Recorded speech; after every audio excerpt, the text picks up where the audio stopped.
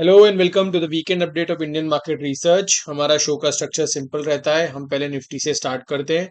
पहले इक्विटीज पे फोकस करते हैं कि भाई इक्विटी मार्केट में क्या चल रहा है। जैसे कि इस मंथ हमने देखा है जनवरी मंथ की क्लोजिंग आ गई है।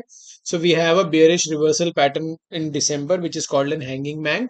एंड उसका कंफर्मेशन आया। कंफर्मेशन कैसे कैसे कि उस रिवर्सल पैटर्न के लो के नीचे मार्केट बंद हुआ है। अब यहां से क्या मार्केट और वीकनेस दिखाएगा, कितना दिखा सकता है, किन लेवल्स का हमें ध्यान रखना है, ये हम निफ्टी के हिसाब से और ब्रॉडर मार्केट के हिसाब से देखेंगे। फिर हम वैल्यूएशंस वगैरह डिस्कस करेंगे, एफआईएस का ट्रेंड डिस्कस करेंगे। और सबसे इंपॉर्टेंट टॉपिक रहेगा गोल्ड एंड सिल्वर, बिकॉज जो हमने फ्लैश क्रैश फ्राइडे को देखा है वहां पे गोल्ड गोल्ड करीबन 9-10% निकल गया है और सिल्वर करीबन 27-28% निकल गया है टॉप से। सो टेक्निकली जो किसी ने अगर इस साल के स्टार्टिंग से या पिछले एक क्वार्टर में पैसा डाला होगा वो आज सब जीरो हो गया है। तो उस हिसाब से क्या इन्वेस्टिंग के लिए अब सही टाइम है, क्या किस तरह से इन्वेस्टिंग करी जानी चाहिए, क्या ये लॉन्ग टर्म टॉप लग गया है, आगे का स्ट्रक्चर वॉलेटिलिटी को देखते हुए क्या रह सकता है, इन सब चीजों को हम डिस्कस करेंगे। तो स्टार्ट करते हैं निफ्टी के मंथली चार्ट से। As you can see Nifty के मंथली चार्ट पे we can see a bearish reversal pattern called hanging man जो दिसंबर में बना था और नेक्स्ट वीक की जो कैंडल क्लोजिंग हुई है वो इसके लो के नीचे हुई है, which is confirming the bearish reversal pattern कि यहाँ से थोड़ा और वीकनेस देखने को मिल सकता है। यहाँ पे मैंने एक रेफरेंस इमेज भी निकाल के रखा है कि bearish reversal pattern hanging man दिखता कैसे और उसके बाद क्या होता है। आप इसको इन्वेस्टर वीडियो वगैरह पे पढ़ सकते हैं, आपको आइडिया आ जाएगा। Now what are the key levels. ये हालांकि ब्रॉडर ट्रेंड अभी भी अप ट्रेंड है, जैसे कि आप देख रहे हैं राइजिंग एमएज हैं और ये सब अभी एक्टिव है।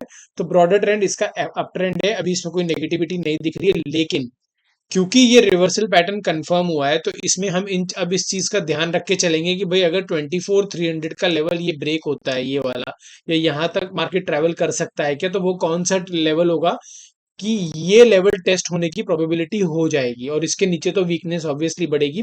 But let's see on the weekly chart कि what are the probabilities and scenario कि निफ्टी किन मामलों में 24,300 को टेस्ट कर सकता है। अगर आप वीकली चार्ट को मेरे साथ रेगुलरली फॉलो कर रहे हैं तो ये दो चैनल हमने बनाए हुए हैं। ये तो लॉन्ग टर्म चैनल ही आ रहा है, जो ये बड़ा वाला चैनल है हमारा, हम इस चैनल को फॉलो कर रहे हैं जो मंथली चार्ट से आ रहा है। एक हमने छोटा चैनल और बनाया था connecting this high this high this high and this breakout. यहाँ पे हमने ये देखा है कि इस जोन का जब ब्रेकआउट मिला था तो मार्केट ऊपर गया था, हमने ये हाईलाइट भी किया था। और वी वर फर्मली श्योर कि अगर ये लो निकलता है विच इज 25,448, जो रफली 25,500 मान के चलिए, तो मार्केट में भी ये 20 वीकली 50 टेस्ट हो जाएगा मूविंग एवरेज, जो हमें देख रहा है कि मिल रहा है कि वो हो भी गया है।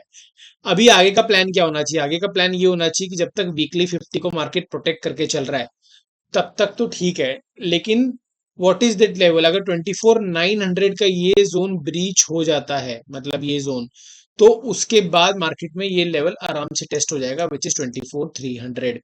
लेकिन ऑन द फ्लिप साइड अगर मार्केट 25,500 को क्लोजिंग बेसिस पे अच्छे से कैप्चर कर लेता है, like we see a big green candle here, तो मार्केट फिर इस जोन में और इस जोन में थोड़ा टाइम बिताएगा या फिर हो सकता है हायर भी निकल जाए। फिर हम depending on the situation analysis करेंगे। Let's move on to the daily chart.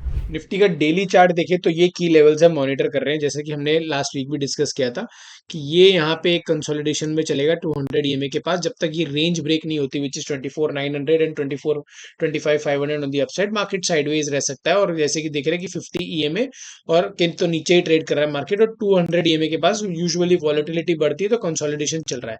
Next course of action यहाँ भी सेम होगा। हम वीकली प्लान से डिस्कस करके आए कि अगर ये लो निकलता है मार्केट में, ये एक पैटर्न बन रहा है, अगर ये डाउन साइड ब्रेकआउट होता है तो हम डाउन साइड के लिए इन टारगेट्स के लिए प्लान कर सकते हैं। बट इन केस अगर जैसे यहाँ पे एक डब्ल्यू पैटर्न तो हमें दिख रही है, हायर लो मिल चुका है हमें यहाँ पे विच इज 25,150। 25,150 के नीचे मार्केट जितना सस्टेन करेगा प्रोबेबली मार्केट में वीकनेस ज्यादा देखी जाएगी। सो बेसिकली ये जैसे कि प्राइस एक्शन देख रहे हैं, यहाँ पे एक हमारे को एक लो मिला है विच इज दिस। अब ये तो यहाँ से ब्रेक डाउन होगा या फिर ये यहाँ से अप साइड में ब्रेकआउट होगा। तो इन दोनों सिनेरियोज के लिए हमें प्लान करना है। फिलहाल 25,500 या 448 जो भी आपको लेना है, 25,500 और 24,900 की इस रेंज को मॉनिटर करते चलिए। उस हिसाब से डायरेक्शनल स्प्रेड भी प्लान कर सकते हैं या फिर अपना जो भी आपकी पोजीशनिंग है, बुल कॉल स्प्रेड करना है या फ्यूचर करना है, जो भी आपको अपनी रिस्क एपेटाइट के हिसाब से करना है आप उस हिसाब से प्लान कर सकते हैं। Let's move on to the Nifty का ब्रेडथ इंडिकेटर। ब्रेडथ इंडिकेटर में क्या हम देखते हैं कि निफ्टी के कितने स्टॉक्स उनके 50 डे मूविंग एवरेज के ऊपर ट्रेड कर रहे हैं। अब हम ये रेगुलर क्यों देखते हैं, as a matter of fact हम प्रिंसिपल की तरह इस ब्रेडथ को क्यों देखते हैं? हमारा मकसद ये रहता है कि निफ्टी जो मेन इंडेक्स है उसकी हेल्थ कैसी है। हेल्थ से मेरा मतलब क्या है कि अगर उसके 50 स्टॉक भी उसके 50 डे मूविंग एवरेज के ऊपर ट्रेड कर रहे हैं, नहीं कर रहे हैं कि नहीं कर रहे हैं। 50 डे मूविंग एवरेज क्यों? Because because this is a short term indicator of a strength कि मार्केट में स्ट्रेंथ है कि नहीं है। अगर आप मेरे साथ रेगुलर बने हुए तो आपको पता होगा लास्ट वीक हमने ये हाईलाइट किया था, लास्ट वीक ये हाईलाइट किया था कि ये 48-50% के नीचे निकल गया है।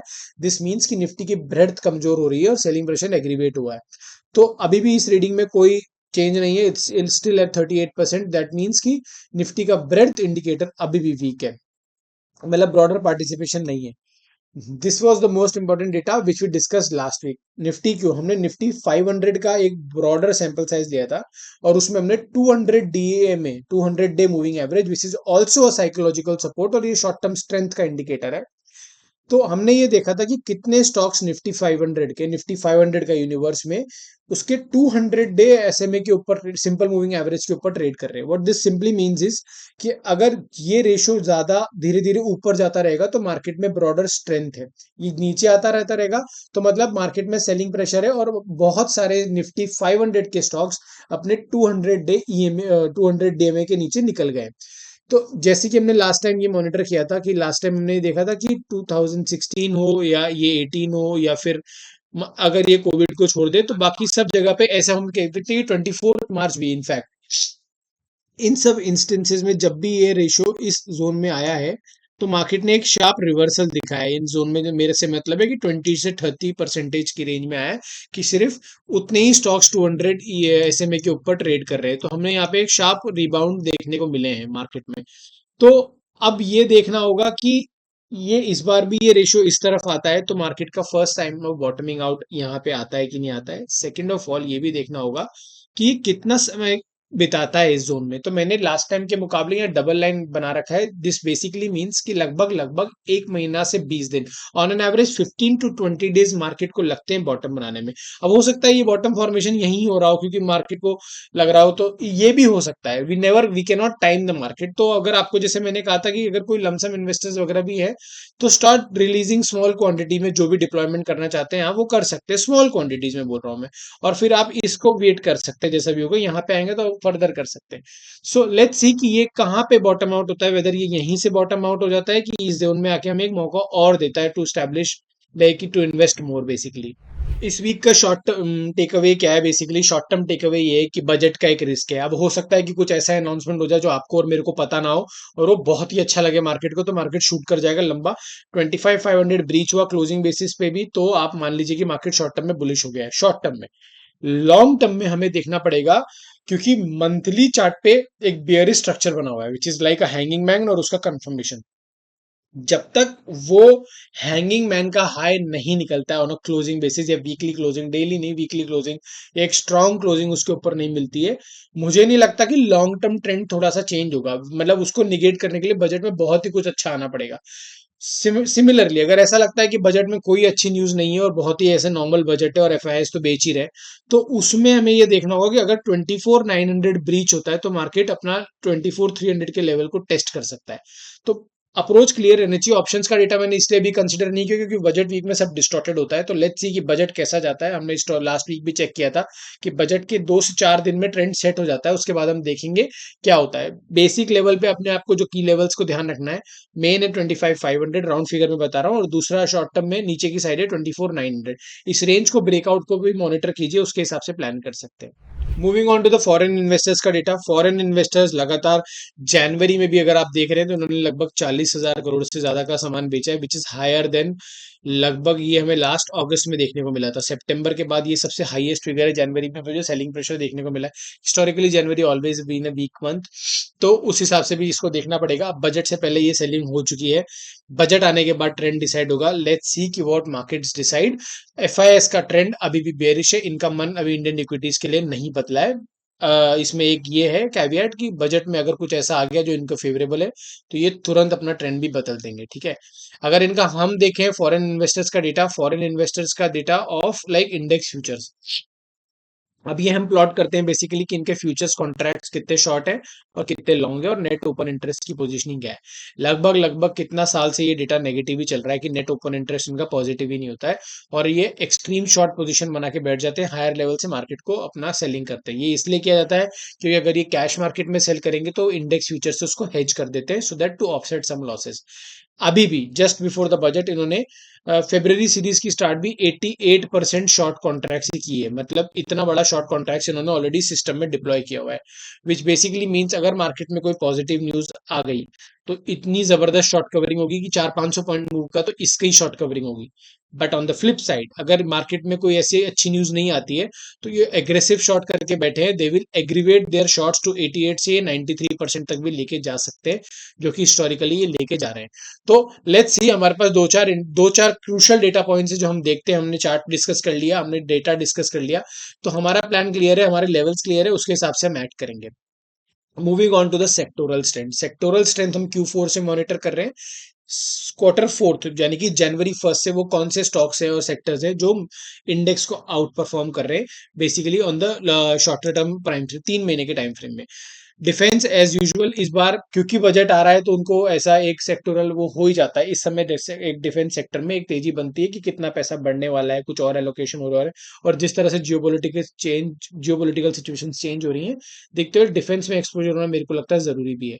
मेटल पैक्स में बहुत तेजी बनी हुई है, आपने लास्ट वीक देखा होगा, हिंदुस्तान कॉपर वगैरह इन सब में बहुत अपरंपार तेजी बनी हुई थी, मतलब अनबिलीवेबल बेसिक करके। पीएसयू बैंक अभी भी इंडेक्स को आउट परफॉर्म कर रहे हैं, और यही पॉकेट्स में यूजुअली हमारा ट्रेंड जो है शुरुआत से लास्ट क्वार्टर से भी स्टैब्लिश्ड है और इसी क्वार्टर से भी स्टैब्लिश है, एक्सेप्ट डिफेंस, डिफेंस इसमें मूव कर गया है। बैंक्स और पीएसयू बैंक्स और मेटल्स तो काफी टाइम से चले ही आ रहे हैं मोमेंटम में। अब यहां से ये देखना होगा कि बैंक्स और इनमें बजट के बाद कुछ ऐसी न्यूज आती है कि इनमें से कोई जो अंडर परफॉर्मिंग सेक्टर है उनके लिए कुछ अच्छा आता है कि नहीं आता है। तो अभी एक ओपन माइंड रखते हैं, देखते हैं बजट अनाउंसमेंट क्या आता है, किस सेक्टर को क्या मिलता है, whether they still be the leading sector और नॉट। मेटल और पीएसयू बैंक और बैंकिंग सेक्टर देखना पड़ेगा, ठीक है।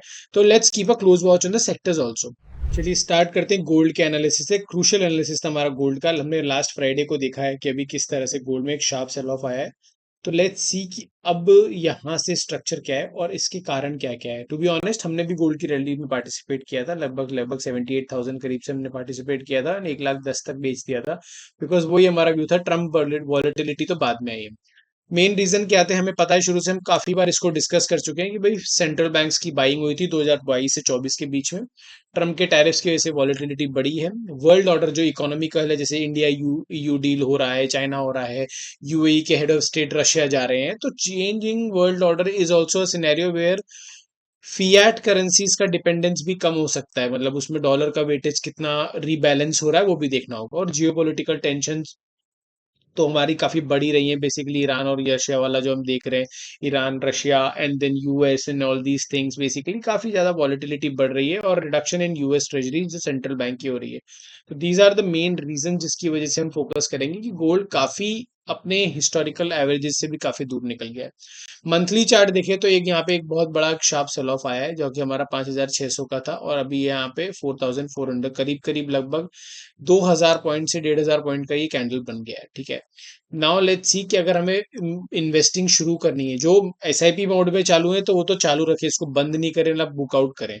लमसम की बात कर रहा हूँ यहाँ पे और एसआईपी की बात करूंगा, दोनों तरफ से बात करूंगा, ठीक है। अभी आपको वीकली चार्ट पे लेके चल रहा हूँ, वीकली चार्ट पे काफी आप अच्छे से देख रहे हैं कि 20 ईएमए और 50 ईएमए को ये अच्छे से राइजिंग सपोर्ट है, और 20 ईएमए तो यूजुअली काफी ओकेजन में टेस्ट हो जाता है।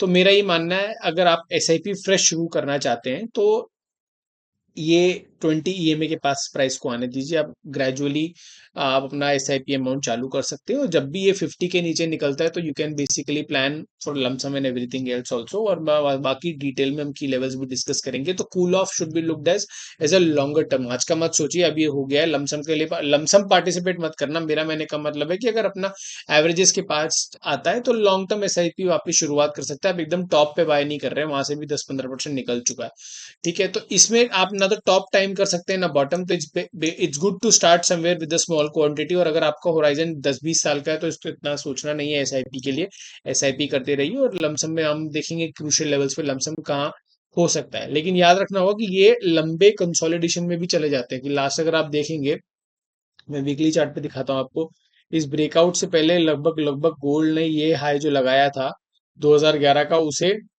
2024 2020 में लगभग 10 साल गोल्ड का कोई रिटर्न नहीं बना है। तो in a scenario where market is relatively कम और वॉलेटिलिटी कम है, तो यहाँ पे आपको एक लंबा कंसोलिडेशन भी देखने को मिल सकता है, तो उसको फैक्टर इन करके अपना प्लानिंग कीजिएगा, जो भी करना है जल्दी मत कीजिएगा। इट्स ओके अगर मिस भी हो गया है तो लेट्स सी क्या होता है धीरे धीरे। Let's move to silver. Silver का भी मैंने यहाँ मंथली चार्ट लगाया है। ये लगभग हमारा 2011 का ब्रेकआउट था, हम यहाँ पे देख रहे हैं, यहाँ से हमें ब्रेकआउट मिला है शार्प, उसके बाद एक मोमेंटम मिलने के लिए को मिला है। मतलब ये इतना स्ट्रांग मोमेंटम है कि चार्ट को भी रिसाइज करना पड़ रहा है। 120 हाई लगाया है मार्केट ने $121 पर आउंस का बेसिकली। ठीक है, एवरेज कहाँ पे आ रहा है इसका हम सिंपल देखते हैं, 46, मतलब उससे आधे से भी कम है। मंथली एवरेज की बात कर रहा हूँ। क्या मंथली एवरेज के पास सिल्वर आ जाता है? यूजुअली एक शार्प रनअप के बाद मंथली एवरेज के पास आ जाता है, हम ये देखने को चल रहे हैं। यहाँ वॉलेटिलिटी बढ़ जाती है एक्सटेंशन के बाद। क्या सिल्वर में लमसम इन्वेस्टमेंट करना चाहिए? मुझे नहीं लगता करना चाहिए, मिस हो गया है तो ठीक है, इट्स ओके।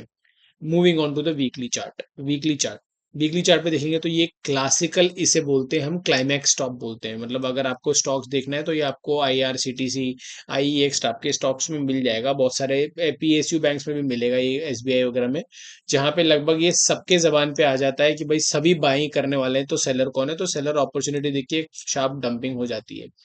तो ये क्लाइमेक्स टॉप बन गया है, ठीक है। अब ऐसे में मैं ये नहीं कह रहा हूँ यहाँ पे और तेजी नहीं बनेगी, हो सकता है ये स्ट्रक्चरल बुल रन कमोडिटीज का चालू हो गया है, जो हमें भी नहीं पता कहाँ तक जाएगा, बिकॉज चेंजिंग वर्ल्ड ऑर्डर, जैसा कि हमने पहले डिस्कस किया।